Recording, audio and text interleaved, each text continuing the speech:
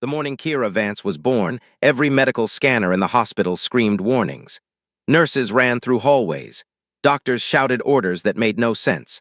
Her mother, barely conscious from the difficult birth, watched through heavy eyes as machines went crazy around her newborn daughter. "What is wrong with her?" Elena Vance whispered, her voice weak but filled with fear. The head doctor, a gray-skinned Valorian named Thex, stood frozen at the diagnostic screen. In his 300 years of medical practice across 17 star systems, he had never seen readings like these. The baby girl in the warming pod looked perfectly normal. 10 fingers, 10 toes, soft brown skin, a small patch of dark curly hair on her tiny head. She looked exactly like any human infant should look. But her brain activity was impossible. She appears healthy," Thex finally said, though his 4 eyes could not leave the screen. "Her neural patterns are simply unusual." Unusual was the wrong word. The patterns were not unusual, they were wrong. Human brains followed certain electrical pathways. All species did. These pathways had been mapped and studied for thousands of years across the galactic community. Every intelligent species, from the insect-like Krith to the energy beings of the Palax Nebula, showed brain activity within expected ranges. Kira's brain was doing something else entirely. Something that should not be possible according to every law of neuroscience known to the galactic community. Her father, Marcus Vance, pushed through the crowd of medical staff. He was a cargo hauler by trade, a simple man who worked hard to provide for his small family on the colony world of Heston 7. He did not understand the readings on the screens. He did not care about neural patterns or galactic science. He only wanted to hold his daughter. "Give her to me," he said, and his voice carried the quiet authority of a father who would not be denied. The medical staff looked at each other with uncertainty. Finally, a nurse carefully lifted the tiny baby and placed her in Marcus's arms. Kira opened her eyes for the first time since birth and looked up at her father. Those eyes were dark brown, almost black, and even in those first moments of life, they seemed to hold something that made the nurse step back with a small gasp. "Hello, little one," Marcus said softly. "Welcome to the universe." Kira did not cry. She simply watched her father's face with those strange, knowing eyes. Then she closed them and fell into peaceful sleep. The hospital kept Kira for 2 weeks. Every specialist on Heston 7 came to examine her. They ran tests that should have been uncomfortable for an infant, but Kira seemed unbothered by any of it. She watched the doctors with calm curiosity. She fed well. She slept normally. By every physical measure, she was a perfectly healthy human baby. But the readings never changed. Her brain continued to produce patterns that made no scientific sense. Finally, a senior administrator made a decision. The child was healthy. The parents were worried. The hospital had done everything it could. They released Kira Vance to her family with a recommendation for monthly checkups and a file flagged for further observation. That file would eventually make its way across vast distances of space. It would pass through countless bureaucratic systems. It would sit in databases and be reviewed by analysts who did not understand what they were seeing. For 18 years, that file would travel through the machinery of galactic civilization like a signal fire that nobody quite knew how to interpret. But for now, Kira simply went home with her parents to a small apartment in the worker district of Heston City. Elena recovered from the difficult birth slowly. She was a teacher at the local primary school, a woman of patience and warmth who had always wanted children. The strange readings at the hospital frightened her at first, but as weeks passed and Kira showed no signs of illness or difficulty, Elena allowed herself to hope that the doctors had simply been wrong. "She is perfect," Elena would say to Marcus each night as they watched their daughter sleep. "Whatever those machines said, they were wrong. Look at her. She is absolutely perfect." Marcus would nod and say nothing. He had seen the doctors' faces. He had watched how the nurses kept their distance from his daughter. He knew something was different about Kira. He simply did not care. She was his child. He would protect her from whatever came. The first signs of Kira's true nature appeared when she was 7 months old. Elena had placed her in the playpen with a set of educational blocks designed for infants. The blocks were color-coded and numbered, meant to help Bobbies develop visual recognition and basic motor skills. Elena went to the kitchen to prepare lunch, leaving Kira alone with the blocks for no more than 10 minutes. When she returned, the blocks were arranged in a precise pattern on the floor of the playpen. Kira sat in the center, watching her mother with those dark, ancient eyes. Elena stared at the blocks. Her training as a teacher allowed her to recognize what she was seeing immediately. The blocks were arranged to form a mathematical equation. A simple one, certainly. Addition. But it was correct. And it had been done by a 7-month-old baby who should not even understand that blocks could be stacked, let alone that numbers had meaning. "Marcus," Elena called, her voice barely above a whisper. "Come here, please." Marcus came from the bedroom where he had been sleeping after a night shift. He looked at the blocks. He looked at his daughter. Then he carefully climbed into the playpen, sat down next to Kira, and began to rearrange the blocks into a new equation. Kira watched him work. When he was done, she looked at the blocks for a long moment. Then she reached out with her tiny hands and changed 2 of them to correct his deliberate error. "Well," Marcus said slowly, "I guess she takes after your side of the family." Elena did not laugh. She picked up her daughter and held her tightly, feeling Kira's small heart beating against her chest. Whatever this was, whatever was happening, Kira was still her baby. Still the child she had wanted for so long. Still the center of her world. They decided together that night that they would tell no one. The colony of Heston 7 was not a kind place for those who were different. The human settlers had carved out their existence on this harsh world through conformity and hard work. Those who stood out, who drew attention, who did not fit the expected patterns of colonial life, often found themselves pushed to the margins. Elena and Marcus had both seen families destroyed by rumor and suspicion. They would protect their daughter. They would keep her secret. They would give her as normal a life as they could manage. For a while, this plan worked. Kira learned to hide what she could do. Even before she could speak in full sentences, she seemed to understand that her abilities made people uncomfortable. She stopped solving problems in front of strangers. She learned to answer questions with hesitation, to pretend that tasks were difficult when they were actually effortless. "Why do I have to pretend?" she asked her mother one evening. She was 3 years old, sitting at the kitchen table with a children's book that she had already memorized on her first reading. Elena sat down across from her daughter and took her small hands. "Because the world is not always kind to people who are different, sweetheart. Some people are afraid of what they do not understand." "But I understand everything," Kira said, and there was no pride in her voice, only confusion. "Why do they not understand too?" Elena did not have an answer for that. As Kira grew, so did the challenge of keeping her secret. By the age of 5, she had read every book in the small apartment. By 6, she was accessing the colony's limited network database and absorbing information at a rate that should have triggered security alerts. By 7, she had begun to notice patterns in the data that no one else seemed to see. "Mother," she said one morning before school, "there is going to be a problem with the water recycling system in the Eastern District. The filtration algorithms have a cascade failure built into their update protocols. It will happen in 17 days. Elena looked at her daughter with tired eyes. "Kira, we have talked about this. You cannot tell people these things." "But people will get sick. The contamination will affect hundreds of families before they identify the source." "How do you even know this? You are 7 years old." Kira tilted her head slightly, a habit she had developed when trying to explain her thinking to people who could not follow. "I read the maintenance reports. I understood the programming structure. I ran the models in my head. It is not complicated." "It is complicated," Elena said firmly. "It is very complicated for everyone except you.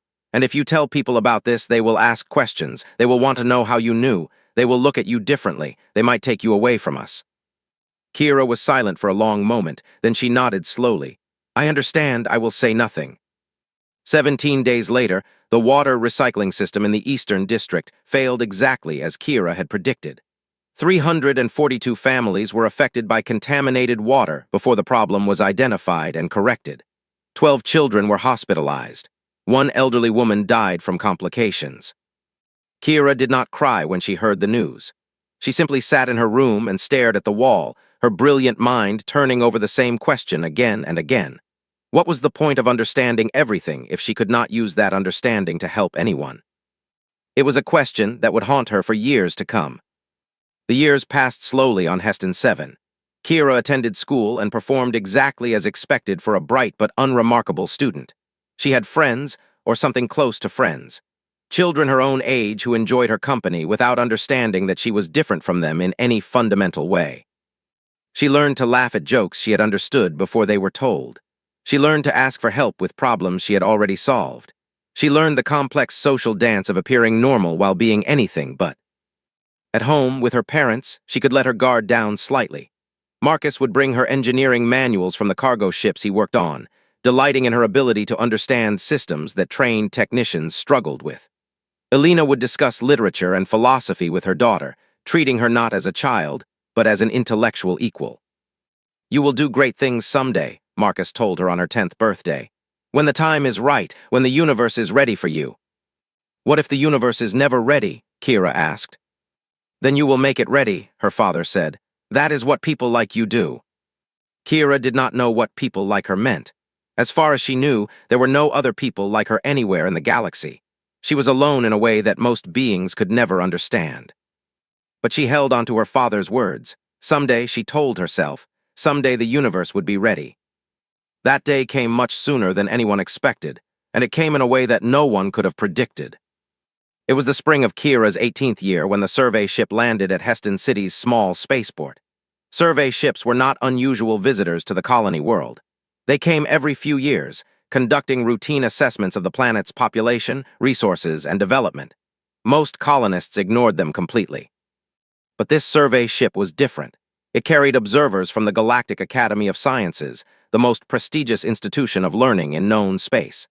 The Academy trained the brightest minds from every species in the galactic community. Its graduates went on to become leaders in every field of endeavor. Governments fought for the privilege of having their citizens admitted. And for reasons known only to the highest levels of galactic bureaucracy, the Academy had decided to conduct aptitude testing on the human colonies. "They are looking for exceptional candidates," Elena explained to Kira over dinner. "Human settlements have never been given this opportunity before. The testing will be available to anyone between 15 and 20 years of age." "I will not take the test," Kira said immediately. Both her parents looked at her with surprise. "Why not?" Marcus asked. "This could be your chance, the chance we have been waiting for." Kira shook her head. "The test is designed to identify exceptional individuals. If I take it, I will not be able to hide what I am. They will see. Everyone will see." "Maybe that is not a bad thing anymore," Elena said gently. "You are an adult now, you cannot hide forever." "I am not hiding, I am protecting us, protecting you." Marcus reached across the table and took his daughter's hand. "We do not need protection, Kira. We need you to become who you were meant to be. We have watched you shrink yourself for 18 years, making yourself smaller so others would not be frightened, hiding your light so you would not stand out. It is time to stop." "You do not understand what will happen," Kira said. "I have studied the Academy. I have read everything available about their assessment protocols, their enrollment procedures, their academic structure. If I take their test and score according to my actual abilities, it will create disruption. Questions will be asked. Attention will be drawn. The consequences could extend far beyond our small family." "Let them extend," Elena said firmly. "We did not raise you to be afraid. We raised you to be kind and thoughtful and good. Whatever happens, we will face it together." Kira looked at her parents for a long moment. These two ordinary people who had loved her without reservation from the moment of her birth, who had protected her and guided her and believed in her even when they could not understand her. They were asking her to step into the light. She could not refuse them. "Very well," she said quietly. "I will take the test." The testing center was set up in the colony's community hall. Hundreds of young humans had gathered to take the Academy's aptitude assessment, their faces bright with hope and nervous excitement.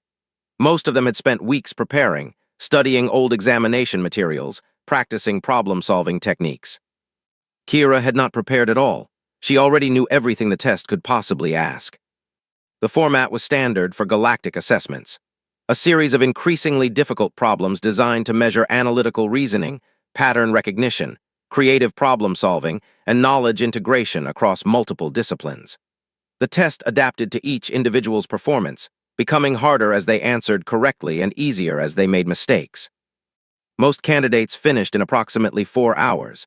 The highest scores in the colony's history had been achieved in just under 3 hours. Kira completed the test in 47 minutes. When she submitted her final answer, the testing system flagged her results for immediate review. A message appeared on her screen asking her to remain seated. Around her, other candidates continued working, unaware that anything unusual had occurred.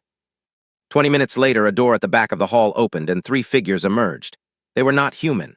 The one in front was a Valorian, tall and gray-skinned with 4 eyes that moved independently as they scanned the room. Behind came a being of pure light energy, a Palax whose form shifted and flickered with each movement. The third was something Kira had never seen before, a creature like flowing metal that had no fixed shape. They walked directly to her testing station. Kira Vance, the Valorian said. Her voice was carefully neutral. Please come with us. Every eye in the hall turned toward them. Kira felt the weight of hundreds of stairs as she stood and followed the three Academy officials through the door and into a private chamber beyond. The room was simple. A table, 4 chairs, a display screen on one wall. Kira sat down and waited. My name is Director Thessaly, the Valorian said, settling into the chair across from her. I oversee admissions for the Academy's Human Integration Program. These are my colleagues, Illuminant Prax and Fluxentity 7th. Kira nodded politely to each of them. I assume my test results were unusual. Unusual is not the word I would choose, Director Thessaly said. In 14,000 years of Academy history, across more than 800 participating species, no candidate has ever achieved a perfect score on the aptitude assessment. The test is specifically designed to be impossible to perfect. It adapts to identify the upper limits of each individual's capabilities. You completed every problem correctly, the Palax being said. Its voice was like wind chimes in a storm.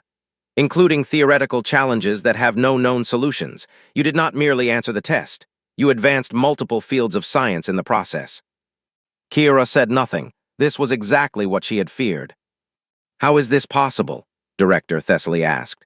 Your file indicates no formal education beyond colonial standard, no access to advanced technology or resources, no contact with the broader galactic community, yet your demonstrated capabilities exceed those of our most accomplished scholars. I think differently than others, Kira said carefully. I always have. That is not an explanation. No, but it is the truth. The metal being, Fluxentity 7th, spoke for the first time. Its voice was the sound of gears turning, of engines humming, of systems processing. We have accessed your medical records, the ones from your birth, the neural scans that were flagged but never investigated. Kira went very still. 18 years ago, the automated monitoring systems of the Galactic Medical Network flagged an anomaly on this world. A human infant with brain activity patterns that matched no known species or condition. The flag was reviewed, classified as a sensor error and archived. It was never deleted, however. It simply waited in the system until someone thought to look for it. We are looking now, Director Thessaly said. We have analyzed those original scans and compared them to the results of your aptitude testing. The patterns match. Whatever was different about you at birth is still different now, perhaps more different than ever. What do you want from me? Kira asked. The three officials looked at each other. Some communication passed between them that Kira could not interpret. We want to offer you admission to the Galactic Academy of Sciences, Director Thessaly said finally. Full scholarship, unlimited access to our resources, the opportunity to study with the greatest minds in known space. But we also want to study you, to understand what you are and how you came to be. Your existence represents a scientific mystery of the highest order. The implications could be vast. Kira thought about her parents, about the life she had lived on Heston 7, about all the years of hiding and pretending and making herself smaller. She thought about the water recycling system and the families who had suffered because she had been afraid to speak. If I accept, she said, what happens to my family? They will be protected, Director Thessaly assured her. Relocated to Academy-controlled space if necessary, given whatever resources they require. Your cooperation is valuable enough that we are prepared to be generous. And if I refuse? The silence that followed was answer enough. Kira understood the situation perfectly. She was too interesting to ignore now, too potentially important. If she refused the Academy's offer, they would find other ways to study her, ways that might not be as pleasant or voluntary. I will need time to speak with my parents, she said. Of course, we will give you until morning. That night, Kira sat with Alina and Marcus in their small apartment and told them everything. The test results, the officials' discovery, the offer that was not really an offer at all. You should go, Marcus said when she had finished. This is what you were born for. I was born to be your daughter, Kira replied. That is all I ever wanted to be. Alina took her hand. You can be both. You can be our daughter and still be everything else the universe needs you to be. We will not stand in your way, Kira. We never would. But I will have to leave. I do not know when I will see you again. Then we will wait, Marcus said. However long it takes, we will be here when you come back. Kira looked at her parents through eyes that could see patterns in everything, could calculate probabilities across countless variables, could model outcomes with frightening accuracy. She could see all the ways this decision might unfold, all the dangers and possibilities and unknown factors that swirled around her future like storms in deep space. But she could also see the one thing that had always been certain: her parents' love, unconditional and unwavering, the foundation on which everything else in her life had been built. "I will make you proud," she said softly. "You already have," Elena replied. "You always have." The next morning, Kira Vance boarded the Academy survey ship and left her home world behind. As the vessel rose through the atmosphere and the colony grew small beneath her, she watched through the viewport with emotions she could not fully process. She was leaving everything familiar, everything safe. She was entering a universe that had rules and structures and expectations, and she was about to shatter all of them simply by being herself. Director Thessaly appeared beside her at the viewport. "Are you frightened?" the Valorian asked. Kira considered the question carefully. "No, I am not frightened. I am curious. I have spent my entire life limiting what I allow myself to understand. Now I will have access to the collected knowledge of 800 species and 14,000 years of galactic civilization." "And what do you expect to find?" Kira turned to look at the director with those dark, ancient eyes that had unsettled people since the moment of her birth. "Everything," she said. "I expect to find everything, and then I expect to understand it." Director Thessaly felt a small chill run through her body. A warning, perhaps, a sign of things to come. But she said nothing and simply watched as the human girl from the remote colony world stared out at the stars with hunger in her eyes. The journey to Academy space would take 3 standard weeks. In that time, Kira would begin to glimpse the true scope of what awaited her. She would learn that the Academy was not merely a school but a power unto itself, influencing galactic politics and scientific development in ways that most citizens never suspected. She would learn that her admission had already begun to cause controversy, with factions within the Academy arguing about whether a human with her apparent abilities represented an opportunity or a threat. And she would begin to sense, in the way that only she could, that something vast and ancient was waiting for her at the Academy, something that had been waiting for a very long time. But for now, she simply watched the stars and thought about her parents, alone in their small apartment on a world she might never see again. The universe was finally ready for Kira Vance. It had no idea what was coming. The Galactic Academy of Sciences existed at the heart of a manufactured star system called Axiom Prime. 7 worlds orbited a perfectly stable sun, each one dedicated to a different branch of knowledge. The central world, Axiom itself, housed the main administrative centers, the great libraries, and the residences for millions of students, researchers, and faculty members. Kira pressed her face against the viewport as their ship approached. She had read about Axiom Prime in the colony's limited database, but the reality far exceeded anything she had imagined. The worlds gleamed with artificial lighting, their surfaces transformed into vast cities of learning. Ships moved between them in endless streams, carrying knowledge and seekers of knowledge across the void. "Beautiful, is it not?" Director Thessaly said, appearing beside her once again. "It is efficient," Kira replied. "The orbital mechanics are precisely calibrated, the energy distribution systems are remarkably balanced, but yes, I suppose beautiful is an accurate description as well." Thessaly studied the young human with renewed interest. In the 3 weeks of their journey, she had begun to understand that Kira's mind worked in ways that defied easy categorization. The girl did not simply solve problems. She restructured them. She looked at questions that had puzzled scholars for centuries and wondered why anyone had found them difficult in the first place. It was unsettling. It was also fascinating. "We will be docking at Axiom Central in approximately 2 hours, the director said. "There are some things you should know before we arrive." "You mean the political situation regarding my enrollment?" Kira said. It was not a question. "I am aware that my admission has caused conflict within the Academy's governing council. At least 3 major factions have formed opinions about me, none of which I was consulted about. The preservationists view me as a potential disruption to established order. The expansionists see me as an opportunity to advance their own agendas. The neutralists are waiting to see which way the situation develops before committing to a position." Thessaly's 4 eyes widened slightly. "How could you possibly know that? Those discussions have been conducted through encrypted channels at the highest levels of Academy security." "I observed the communication patterns on this ship," Kira said simply. "The frequency and recipients of encrypted transmissions, the changes in your behavior after receiving certain messages. The way the crew members adjusted their routines following specific communications. The patterns told a story. I merely read it. You deduce the content of encrypted messages by observing behavioral changes in the people who received them. Yes, is that unusual?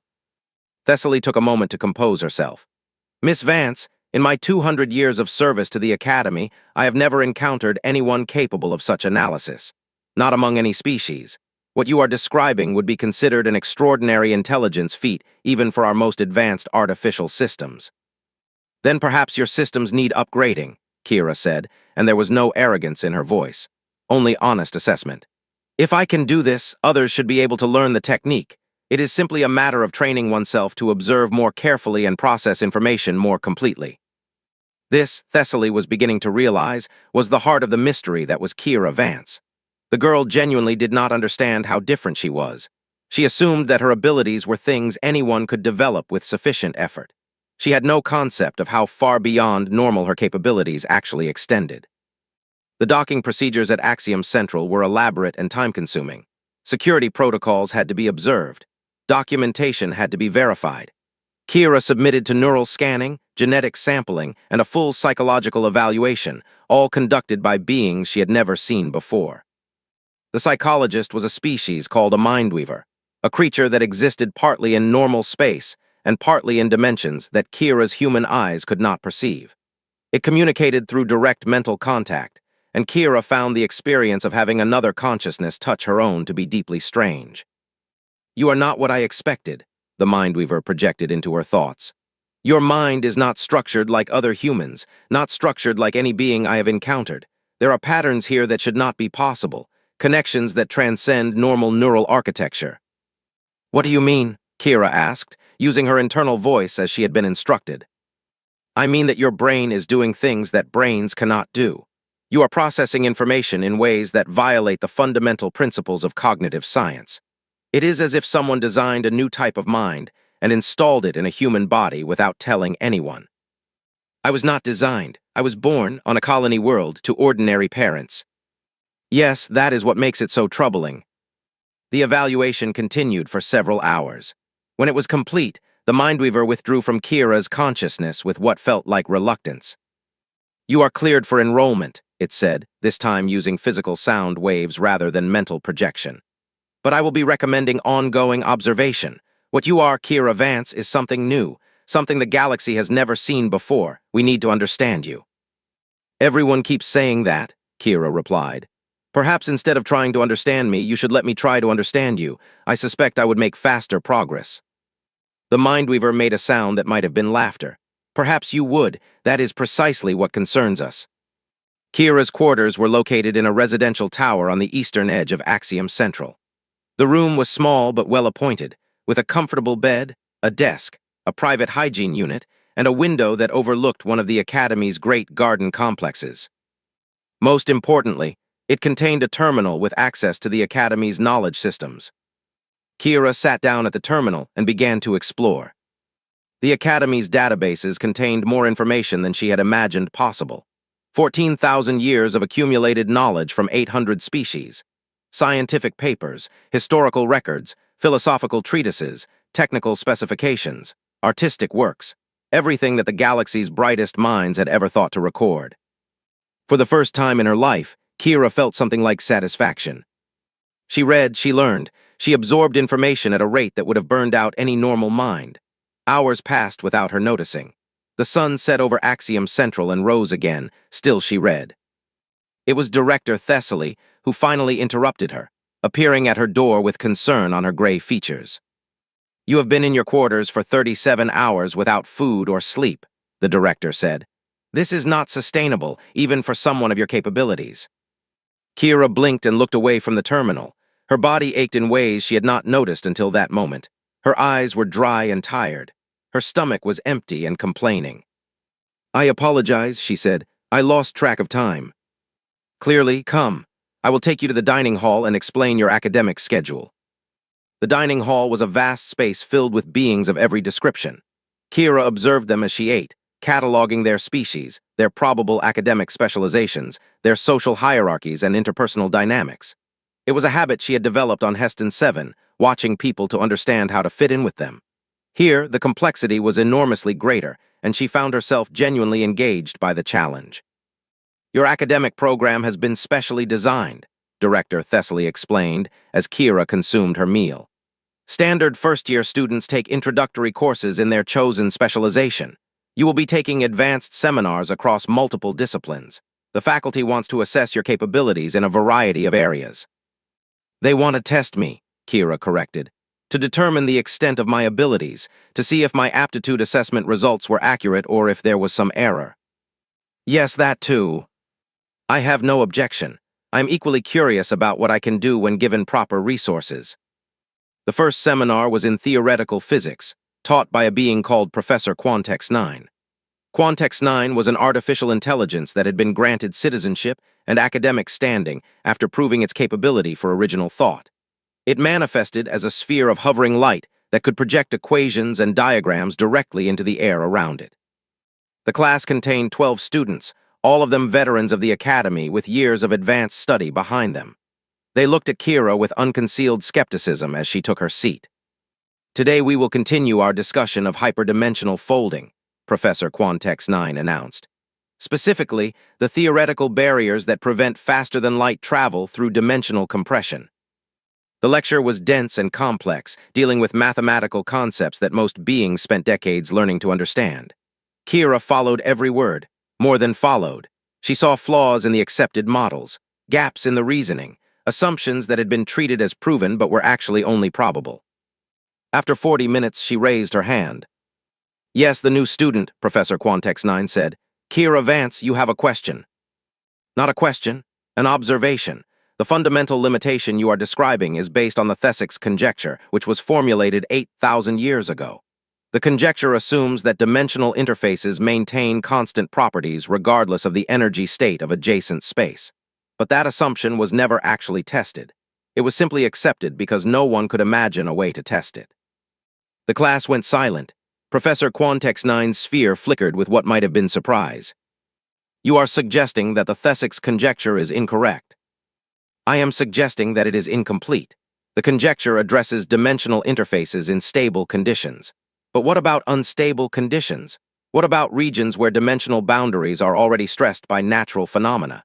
If the conjecture breaks down in those conditions, then the barrier to dimensional compression might not be absolute. It might simply be a matter of finding the right circumstances. Professor Quantex 9 was silent for a long moment.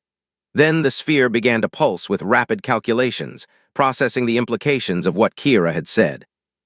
This is not impossible, it finally admitted. The mathematics would be extraordinarily complex. The practical applications would be limited to very specific conditions. But theoretically, there is no immediate contradiction with established physics. One of the other students, a tall insectoid creature from a species Kira did not recognize, spoke up with anger in its clicking voice. She has been here for 2 days. 2 days. She cannot simply walk in and challenge theories that have stood for millennia. Why not? Kira asked, genuinely curious. The theories exist to be challenged. That is the nature of science. If they cannot withstand challenge, they should be replaced with better theories. The arrogance is astounding, another student said. This one was humanoid but clearly not human, with blue skin and a ridge of bone along its forehead. She thinks she can rewrite physics because she scored well on an entrance exam. I do not think anything, Kira replied calmly. I simply observe patterns and point out inconsistencies. If my observations are wrong, explain why they are wrong. If they are correct, then the arrogance lies with those who refuse to consider new ideas because they find them uncomfortable. The rest of the seminar passed in tense silence. But Kira noticed that Professor Quantex 9 continued to run calculations throughout the session, and when the class ended, the AI asked her to remain behind. What you proposed today, it said when they were alone. I have been running probability models since you spoke. There is a 17% chance that your reasoning is correct. A 17% chance that 8,000 years of theoretical physics is built on an incomplete foundation. That seems like a significant probability, Kira said. It is also deeply troubling. If you are right, the implications extend far beyond theoretical physics. Faster-than-light travel without the current limitations would reshape galactic civilization. Trade, warfare, colonization, communication, everything would change. I understand, That is why I raise the point. Understanding should lead to improvement. If the current understanding is flawed, fixing the flaw should be the priority. Professor Quantex Nine's sphere flickered again. You are either going to revolutionize everything we know about the universe, or you are going to cause chaos on a scale we cannot predict. Possibly both. Kira considered this. Probably both, she agreed. But standing still because we fear change is not truly standing still. It is falling behind the universe while pretending we are keeping pace. Word of Kira's performance in the physics seminar spread through the academy like fire through dry grass. By the time she attended her second class, a seminar on xenobiology, the room was packed with observers who had no official connection to the course. The pattern repeated itself throughout her first week. In every discipline, Kira saw things that others had missed. She asked questions that no one had thought to ask. She proposed solutions to problems that had stood unsolved for centuries. Not all of her ideas were correct. Some were clearly wrong, and she accepted the corrections with grace and gratitude. But even her mistakes illuminated new paths of inquiry. Even when she was wrong in ways that taught people something. The Academy's faculty was divided about her. Some saw her as a gift, a once-in-a-lifetime intellect who could push the boundaries of knowledge in every direction. Others saw her as a danger, a disruption to the careful order that had governed the Academy for millennia. She is challenging everything, one senior professor complained at a faculty meeting. Every assumption, every tradition, every piece of accepted wisdom, she does not seem to understand that some things are settled, some questions have been answered. Perhaps that is precisely why she is so valuable, another professor countered. We have become comfortable in our certainties. We have stopped questioning our own foundations. She is forcing us to examine things we had taken for granted. And if she is wrong about those things, then we will prove her wrong and strengthen our understanding in the process. That is how knowledge advances. The debate continued, but no resolution was reached. Kira was too intelligent to dismiss, but she was also too disruptive to embrace without reservation. The Academy found itself in the uncomfortable position of hosting someone who might be their greatest student ever or their greatest problem. Kira herself was largely unaware of these debates. She was too busy learning, too busy exploring the vast resources of the Academy, too busy asking questions and seeking answers. It was in her third week that she made the discovery that would change everything. She had been researching the history of galactic civilization, trying to understand the patterns of rise and fall that had characterized the past 14,000 years. Empires had formed and collapsed. Species had achieved greatness and faded into obscurity. The cycle seemed almost inevitable, as if something in the nature of intelligence itself prevented permanent stability. But as she studied the data, Kira noticed an anomaly, a pattern within the pattern, something that did not fit with the natural rhythm of civilization's fluctuations. She dug deeper. She accessed classified archives that should have been beyond her clearance level. She pieced together fragments of information from a dozen different sources, building a picture that no one else had ever assembled. What she found terrified her. The galactic community was not alone. Beyond the boundaries of explored space, in regions that sensors could not penetrate and ships could not reach, something existed. Something vast, something old, something that had been watching the rise of civilization with patience that defied comprehension. Every few thousand years, this thing reached into galactic space and touched the civilizations that had grown there. Not to destroy them, not directly, but to guide them, to shape them, to prevent them from growing beyond a certain point. The great collapses of the past were not natural. They were managed, engineered by an intelligence so far beyond the galactic community that its interventions were invisible to those who experienced them. Kira sat in her quarters, staring at the data she had assembled, and felt something she had rarely felt before: fear. The Academy had been searching for exceptional individuals like her, testing colonies across the galaxy for candidates with unusual potential. Why?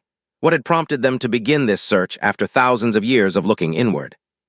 She began to research the timing. When had the Academy initiated its human integration program? When had they started searching for candidates like her? The answer made her blood run cold. The search had begun exactly 18 years ago, the same year she was born, the same month, the same week. Someone at the Academy knew something about her, had known from the moment of her birth, had been watching, waiting, preparing for her arrival. And if they knew about her, then perhaps the thing beyond the stars knew too. Perhaps it was watching her right now. Kira stood and walked to her window, looking out at the garden complex below. Beings of 100 species moved along the paths, pursuing their studies, their research, their lives.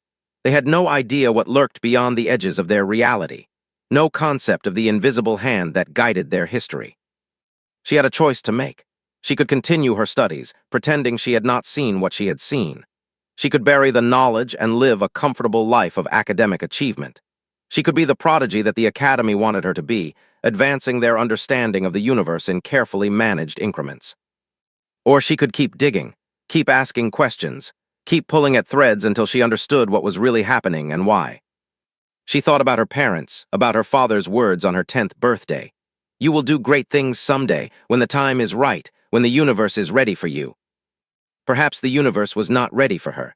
Perhaps it would never be ready. Perhaps the thing beyond the stars would never allow a being like her to exist long enough to challenge its control. But Kira had spent her entire life being told what she could and could not do, being told to hide, being told to pretend, being told that the world was not ready for the truth of what she was. She was done hiding. She turned back to her terminal and began to work. If there were secrets hidden in the Academy's systems, she would find them. If there were connections between her birth and the search that had brought her here, she would trace them.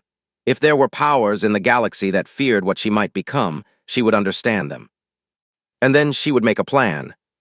The universe might not be ready for Kira Vance, but Kira Vance was ready for the universe. She worked through the night, and by morning she had found the first pieces of a puzzle that spanned thousands of years and millions of light years. Somewhere in the Academy's most restricted archives, there was a file. A single file, heavily encrypted, older than any other document in the system. It was labeled with a designation that translated roughly as Omega Protocol, and every reference to it was connected to the same subject. The file was about what existed beyond the galactic boundary. And it was about what could be done to stop it. Kira did not have the access to open that file, not yet, but she knew someone who might, someone who had been watching her since her first day at the Academy, someone whose interest in her went beyond simple academic curiosity. She stood and began to prepare for her morning classes. It was time to have a conversation with Director Thessaly. And it was time to find out exactly what the Academy had known about Kira Vance before she was even born. Kira found Director Thessaly in her office overlooking the great central plaza of Axiom. The Valorian sat behind a desk made of some material that shifted colors as light touched it, reviewing data streams that flickered in the air before her 4 eyes. "Miss Vance," Thessaly said without looking up, "I expected you would come eventually. I admit I thought it would take longer. You know why I am here. I know that you have been accessing restricted archives. I know that you have discovered things that were meant to remain hidden. And I know that you are far too intelligent to accept the explanations I am officially supposed to give you." Thessaly finally looked up. Her 4 eyes met Kira's too, and something passed between them. Recognition, perhaps, understanding between two beings who saw more than they were supposed to see. "Tell me about the Omega Protocol," Kira said. The director was silent for a long moment. Then she stood and walked to the window, looking out at the plaza below. 12,000 years ago, she began, the Academy was very different than it is today. Smaller, more focused. It was founded not to advance knowledge, but to preserve it, to protect the galactic community from a threat that most beings could not even comprehend. The thing beyond the boundary. We call it the Architect. It is an entity, or perhaps a collection of entities, that exists outside our dimensional reality. It has been present since before the first intelligent species evolved in this galaxy. Perhaps since before the galaxy itself formed. We do not know its origins. We do not know its true nature. We only know what it does. It guides galactic history, Kira said. It intervenes to prevent civilizations from advancing too far. It engineers collapses and resets development to ensure that no species ever grows powerful enough to threaten it. Thessaly turned from the window with surprise in her expression. "You determined that from the fragments in the archive. You reconstructed our most closely held secret from scattered data and incomplete records. The patterns were clear once I knew what to look for. The question is why? Why does the Architect care about our development? What threat could we possibly pose to an entity of such power?" "We do not know, that is the truth. 12,000 years of study and we still do not know what the Architect fears or why it works so hard to limit us. All we know is that it has succeeded. Every time a civilization has approached a certain threshold of capability, something has happened to set them back.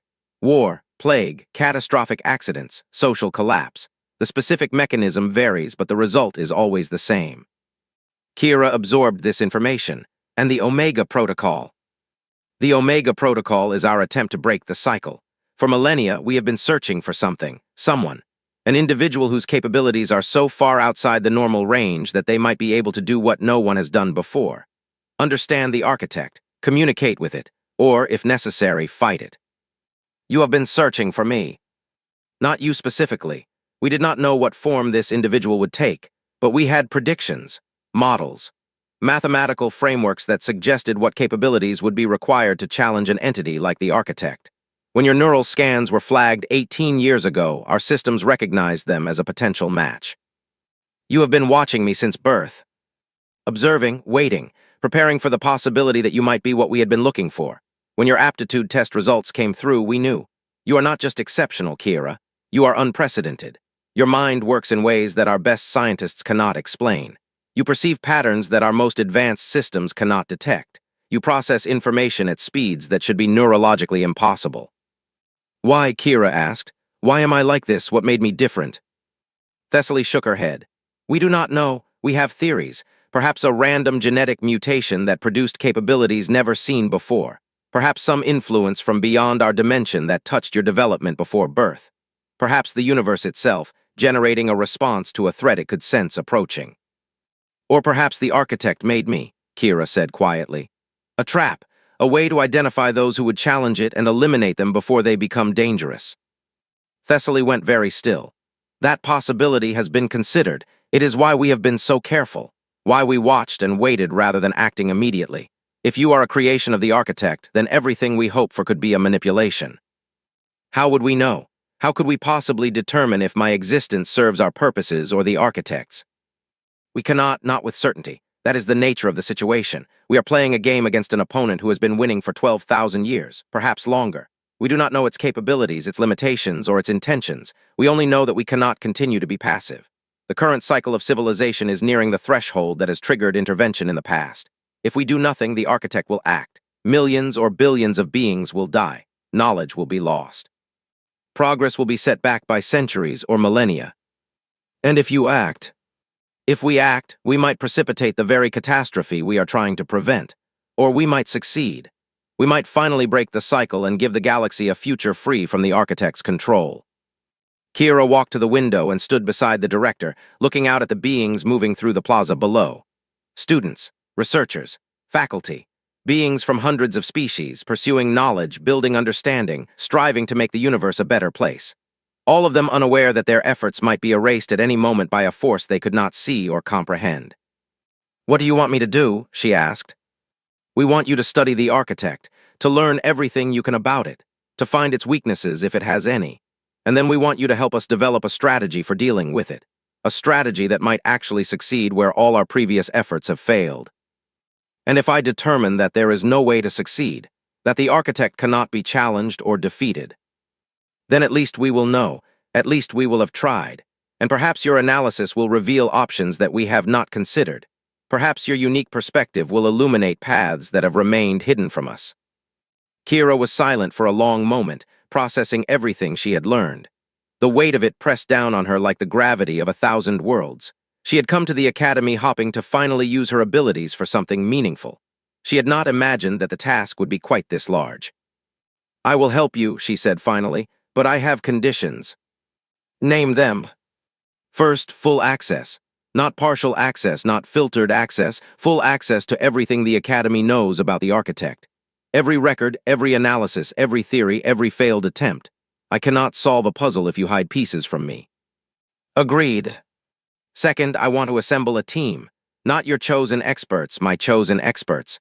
People I have observed who I believe can contribute to this effort. People from disciplines that your protocols might not have considered relevant. Thessaly hesitated slightly. That could be politically complicated. I do not care about politics. I care about solving the problem. If you want me to do this, you will have to accept that I will do it my way. Very well, agreed. Third, I want to speak with my parents, not through recorded messages or monitored communications, in person. Before I commit fully to this path, I need to see them one more time. This request clearly surprised Thessaly. That can be arranged, though it will take time. Travel to and from Heston 7 is not trivial. I know I can wait, but I will not proceed further until I have had that conversation. Thessaly nodded slowly. Is there anything else? One more thing. I want the truth about my birth, not theories or speculation. The actual data. Whatever readings were taken when I was born, whatever analyses were conducted afterward, I want access to all of it. If I am going to understand the architect, I first need to understand myself. That data has been classified at the highest levels. Then declassify it. You have asked me to save the galaxy. The least you can do is tell me what I am. The director was silent for several seconds. Then she nodded. I will see what I can do. It may take time to navigate the bureaucracy. Everything worthwhile takes time. I have learned patience. The conversation ended, and Kira returned to her quarters with her mind churning through everything she had learned. The architect, the Omega Protocol, the hidden truth about her own existence. Each piece fit into a larger picture that she was only beginning to perceive. Over the following weeks, she dove into the research with an intensity that alarmed even her supporters. The Academy's archives on the architect were vast, accumulated over 12 millennia of study. Most of the information was fragmentary, gathered from the edges of events that no one had witnessed directly. Analyses of societal collapses, studies of technological stagnation, records of civilizations that had been on the verge of breakthrough and then simply stopped advancing. But buried within the fragmented data, Kira began to find patterns. The architect, whatever it was, did not act randomly. Its interventions followed a logic, even if that logic was not immediately apparent. It targeted specific developments, specific capabilities, specific types of understanding. The common thread was dimensional manipulation. Any civilization that began to develop the ability to perceive or interact with dimensions beyond the standard 4 was targeted for intervention. The architect seemed particularly concerned with any technology or technique that might allow beings to transcend the boundaries of normal space-time. It is protecting itself, Kira said one evening, speaking to the small team she had assembled. The architect exists in a dimensional state that we cannot normally perceive or access. As long as we are confined to our limited dimensional existence, we pose no threat to it. But if we develop the capability to extend ourselves beyond those limits, we become dangerous. Her team consisted of 5 individuals, each chosen for specific qualities that Kira had identified as necessary for the task. There was Quantum 9, the artificial intelligence professor who had first recognized her potential in the physics seminar. There was Mindweaver Aurel, a different individual from the species that had evaluated her on arrival, whose expertise was in consciousness and perception. There was Fluxenity 12, a relative of the being she had met with Director Thessaly, whose unique perspective came from existing across multiple dimensional states simultaneously. There was Thesix Prime, a descendant of the scientist who had formulated the conjecture that Kira had challenged on her first day. And there was Dr. Marcastu, a human researcher who had been studying the architect for decades and whose knowledge of the historical record was unmatched. If that is true, Professor Quantex 9 said, then the barrier to dimensional compression you identified in your first seminar takes on new significance. The architect has not merely been limiting our technological development. It has been specifically preventing us from developing the capability to reach its domain. And the collapses, Dr. Marcastu added. Every major intervention in the historical record corresponds to a period when some species or civilization was approaching dimensional breakthrough technology. The Thesix conjecture was formulated after one such collapse. The civilization that was developing dimensional science was wiped out, and their research was lost. Thesix was attempting to reconstruct what they had discovered. Which means he was getting too close, Kira said. His conjecture was flawed precisely because he did not have access to the complete data. The architect had already erased the most critical pieces. Mindweaver Aurel stirred, its consciousness brushing against the edges of the group's awareness. There is a philosophical question here. The architect has maintained this control for longer than any civilization has existed, perhaps longer than intelligent life has existed in this galaxy. What right do we have to challenge something so ancient and so established? Perhaps its control serves a purpose we do not understand. Perhaps it is protecting us from dangers we cannot perceive. Perhaps, Kira acknowledged, but that does not change the ethical calculus. The architect has prevented billions of beings from reaching their full potential. It has engineered collapses that killed countless individuals. It has shaped our history without our consent. Even if its intentions are benevolent, its methods are tyrannical. We have the right to determine our own destiny, even if that destiny proves more dangerous than the controlled existence the architect has enforced. Fluxenity 12 spoke, its voice the sound of reality shifting. There is another consideration. The architect is not static. Our observations suggest that it has been growing more active in recent centuries. The intervals between interventions have been decreasing. The threshold for triggering its attention has been lowering. Something is changing. What do you mean? Thesix Prime asked. I mean that the architect may be preparing for a final intervention. One that will not simply set back galactic civilization, but will eliminate it entirely. We have observed patterns in dimensional fluctuations that suggest the architect is gathering energy, preparing for something large. The team was silent, absorbing this information. How long? Kira asked. Difficult to estimate. Our understanding of the architect's capabilities is limited, but based on current trends, perhaps 50 years, perhaps less. Then we have no time for philosophical debates, Kira said. We need to develop a strategy and implement it before the architect acts. If we fail, there may not be another opportunity. The research intensified. Kira drove herself and her team relentlessly, pursuing every lead, exploring every possibility. She slept little and ate only when reminded. Her mind was constantly processing, constantly analyzing, constantly searching for the key that would unlock the problem. The breakthrough came 3 months later, when Kira was reviewing data from a failed expedition to the galactic boundary. The expedition had taken place 4,000 years ago, sponsored by a civilization that had been destroyed shortly afterward. Most of the records had been lost, but fragments remained in the Academy's deepest archives.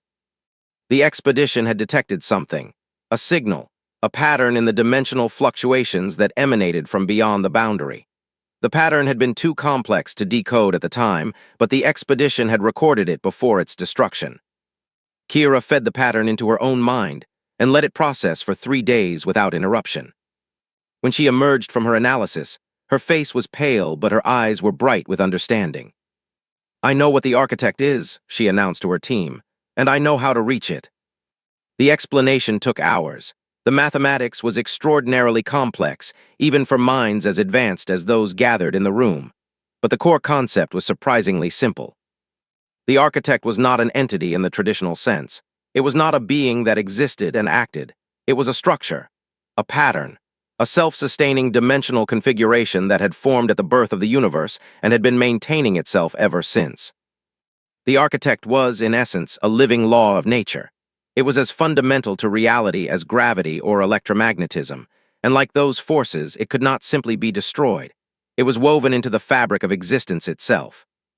But unlike gravity or electromagnetism, the architect had will. It had purpose. It acted to preserve itself against any threat, and it had determined long ago that intelligent life represented the greatest threat it faced. If we develop the capability to manipulate dimensional reality, Kira explained, we become capable of changing the fundamental structure of the universe. We become capable of changing the architect itself. That is what it fears, not our power but our potential, not what we are but what we might become. Then we cannot defeat it, Dr. Marcustou said, despair evident in his voice. How can we fight a law of nature? We cannot fight it, Kira agreed. But we can change it. That is what the architect fears because that is what is actually possible. The dimensional compression technology that the Thesix conjecture attempted to describe is not merely a faster way to travel. It is a way to rewrite reality itself. If we can develop that technology, we can reach the architect. And if we can reach it, we can communicate with it, perhaps even negotiate with it. Negotiate with a force of nature. The architect has will, it has purpose, it makes decisions. Those are the characteristics of a consciousness, not a blind force. If it can decide to intervene against civilizations that threaten it, it can decide not to intervene. We simply need to find terms it will accept. The idea was extraordinary, audacious beyond anything the Academy had attempted in its 12,000-year history, and yet coming from Kira, it seemed almost reasonable. She had a way of making the impossible sound practical. What terms could we possibly offer? Thesix Prime asked. What does a being that is woven into the fabric of reality need from us? I do not know yet. That is what we need to discover. The first step is to develop the dimensional compression technology, to prove that we can reach the architect if we choose to. Once we have that capability, we can begin to explore communication. And if communication fails, if the architect refuses to negotiate, Kira was silent for a moment. Then she spoke, and her voice was steady despite the weight of what she was saying. If communication fails, we use the technology for its other purpose. We rewrite the architect. We change its fundamental programming. We remove its drive to intervene in our development and replace it with something else. Something that allows us to grow. That is extraordinarily dangerous, Mindweaver Orel said. We do not know what other functions the architect serves. It may be maintaining aspects of reality that we depend upon. Changing it could have consequences we cannot predict. Yes, it could, but the alternative is extinction. The architect is preparing to eliminate all intelligent life in the galaxy. We have perhaps 50 years to develop a response. Given those constraints, calculated risk is our only option. The debate continued for hours, but in the end, the team agreed. They would pursue Kira's strategy. They would develop the dimensional compression technology. They would attempt communication with the architect, and if communication failed, they would be prepared to take more drastic action. The months that followed were the most intensive period of research in the Academy's history. Kira worked with tireless energy, guiding the development of theoretical frameworks, solving problems that had stumped scientists for millennia, pushing the boundaries of what was considered possible. And slowly, progress was made. The dimensional compression technology began to take shape, not as a spacecraft or a device, but as a state of consciousness. A way of perceiving and interacting with dimensions beyond the standard four that any sufficiently trained mind could achieve. And Kira, with her strange and inexplicable capabilities, was the first to achieve it. The experience was beyond description. One moment she was sitting in her quarters on Axiom Central, surrounded by the familiar reality of three-dimensional space and linear time. The next, she was somewhere else, everywhere else. She could perceive the universe not as a collection of objects in space, but as a pattern of relationships extending across countless dimensions. And at the edge of that pattern, vast and ancient and aware, she perceived the architect. It was beautiful, it was terrifying, it was beyond any category of existence she had encountered before. And it perceived her in return. "You are the one," a voice said, or perhaps a thought, or perhaps simply a pattern that her mind interpreted as meaning. "The one they created to challenge me." "I was not created to challenge you," Kira replied, using the same mode of communication. "I was born, I exist. What I choose to do with my existence is my own decision.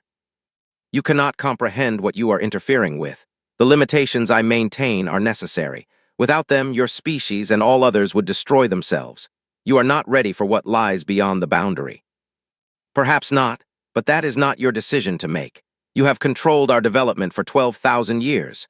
You have killed billions of beings to maintain your control. Whatever your intentions, your methods are unacceptable." The architect was silent for a long moment. When it spoke again, there was something in its communication that might have been surprise. "You are not afraid of me. I am terrified of you, but fear does not determine my actions. Understanding does." "And what do you understand?" "I understand that you are afraid too, afraid of what we might become, afraid of what we might do to you if we develop beyond your control. But fear is not a valid basis for tyranny. We have the right to grow, to develop, to reach our full potential, even if that potential threatens you." Another long silence. The architect's presence surrounded Kira, probing her mind, her memories, her capabilities. She allowed it to see everything. She had nothing to hide. "You are different from others of your kind," the architect said finally. "Your mind does not function as theirs do. You perceive patterns that should be invisible to beings at your level of development." "I know. I have been trying to understand why since I was born. I will tell you. It will change nothing, but you deserve to know the truth of your existence." And the architect showed her. The images flooded into Kira's consciousness. A moment, 12,000 years ago, when a being like herself had first emerged. A being who had seen too much, understood too much, questioned too much. That being had confronted the architect just as Kira was confronting it now. And that being had lost. The architect had destroyed them along with their entire civilization. But in the moment of destruction, something had happened. A fragment of that being's consciousness had escaped.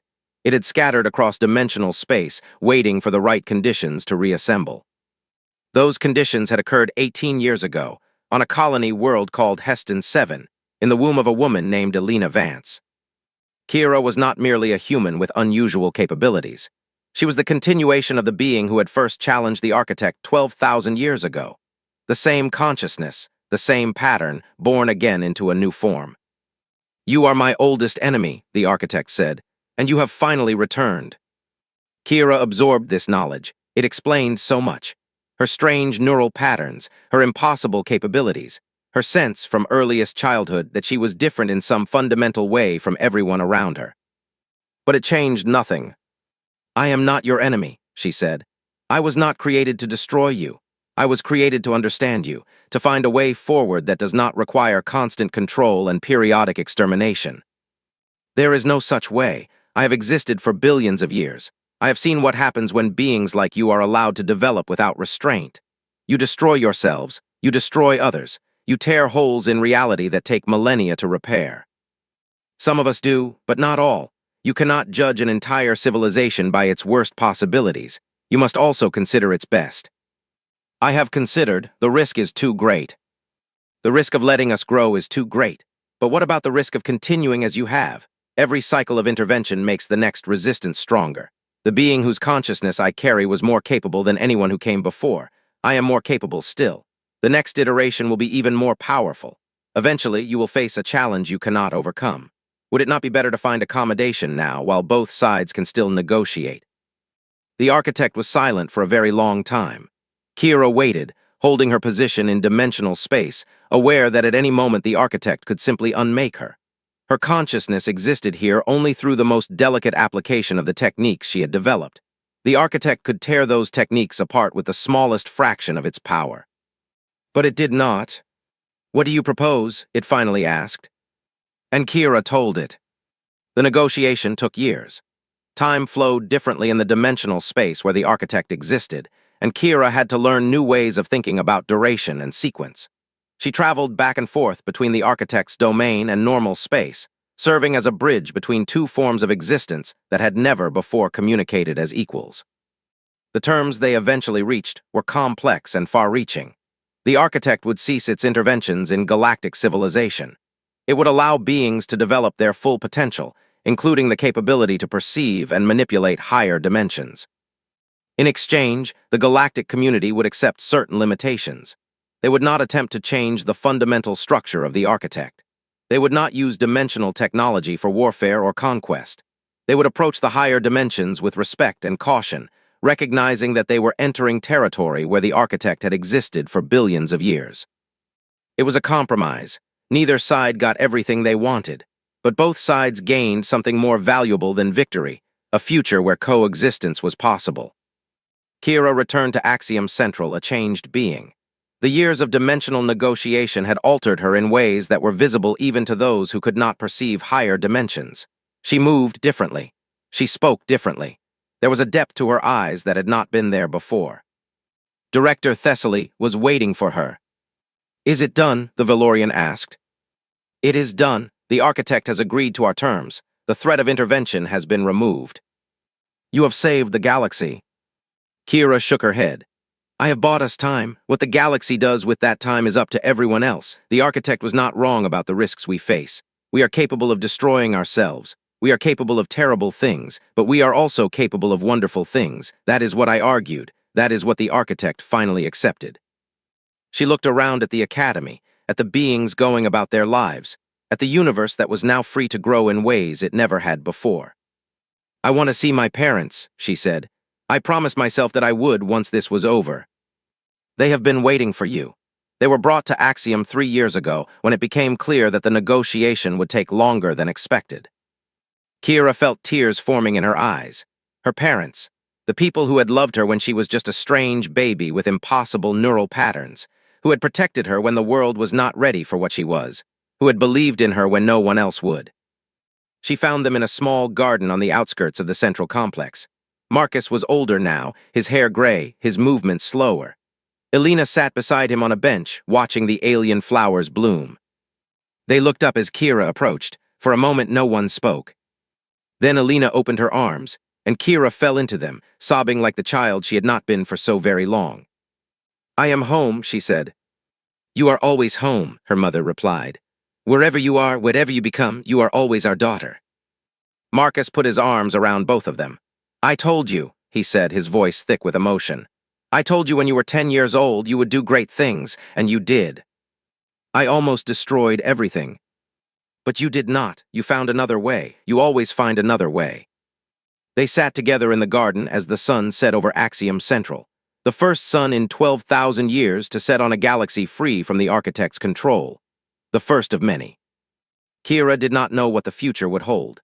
She did not know if the beings of the galaxy would live up to the potential she had argued for, or if they would prove the architect's fears justified. She did not know if her children, if she ever had them, would inherit her strange capabilities or be born as ordinary as her parents. But she knew one thing. She had been born wrong by every measure that the galaxy used to assess such things. Her brain should not have worked the way it did. Her mind should not have been capable of what it achieved. She should have been an anomaly, a glitch in the system of galactic life, a mistake to be corrected. But she had chosen to make that wrongness into something beautiful. She had taken the thing that made her different and used it to change the universe for the better. That was the true lesson of her life. Not that she was special because of her capabilities, but that she was special because of what she chose to do with them. Anyone with any capabilities could make that choice. To be kind when cruelty was easier. To seek understanding when conflict was simpler. To believe in the potential of others even when the evidence suggested despair. Kira looked at her parents, at the alien flowers, at the stars beginning to appear in the darkening sky. She had been born wrong, brilliant beyond measure. And she had saved the galaxy. Not by being perfect, not by having all the answers, but by being willing to try even when failure seemed inevitable. By refusing to accept that the way things were was the way they had to be. That was what humanity brought to the galactic community. Not superior intelligence or advanced technology, but stubborn, irrational hope. The belief that tomorrow could be better than today. The architect had not understood that. It had seen only the danger that humans and other beings represented. It had not seen the possibility. Now it would learn, and so would the galaxy. The future stretched out before Kira, unlimited and unknowable. There would be challenges. There would be setbacks. There would be moments when everything seemed lost. But there would also be moments like this one. Moments of peace. Moments of love. Moments when the universe revealed its beauty and its wonder. She leaned against her father's shoulder and watched the stars come out. The galaxy was free. And Kira Vance, born wrong but brilliant beyond measure, had made it so.